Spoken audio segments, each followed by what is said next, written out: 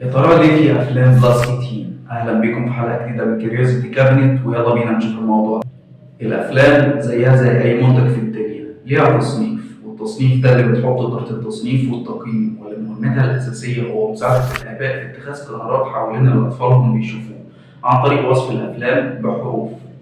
وبجانب الحروف بتصدر هيئة تصنيف الأفلام والفيديو وصف تحذيري بيشير لنوع المحتوى اللي ممكن يبقى موجود في الفيلم أو الفيديو جيم، واللي ممكن ميبقاش مناسب زي العنف أو الجنس. أول تصنيف معانا هو الجي أو الجنرال أودينس، ومن الكلمة كده معناها إن كل الناس من كل الأعمار ممكن تشوف المحتوى، لأن هو بيحتويش على أي لغة أو عري أو عنف أو كده. تاني تصنيف معانا هو البي جي أو البيرنتال جايدنس، يعني ممكن أي حد يشوف المحتوى بس تحت إشراف أبوي، لأن ممكن بعض المشاهد تكون بتخوف شوية. تالت تصنيف معانا هو الام أو الماتشور أودينس، وده من الكلمة كده يعني الناس الكبار هي اللي ممكن تشوف المحتوى دوت، وبيفضل برضه قراءة تحذير المحتوى.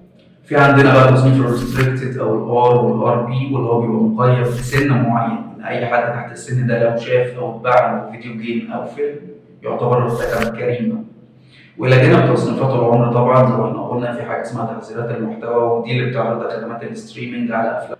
طيب السؤال، هتقولي دلوقتي كل الافلام لازم تتصنف؟ اقول لك لا، مش كله، بيبقى في اعفاءات او استثناءات زي الافلام الاخباريه والوثائقيه، وكمان الافلام اللي بتحتوي على موضوعات دينيه تعليميه او حتى تاريخيه، وكمان الاعلانات التجاريه.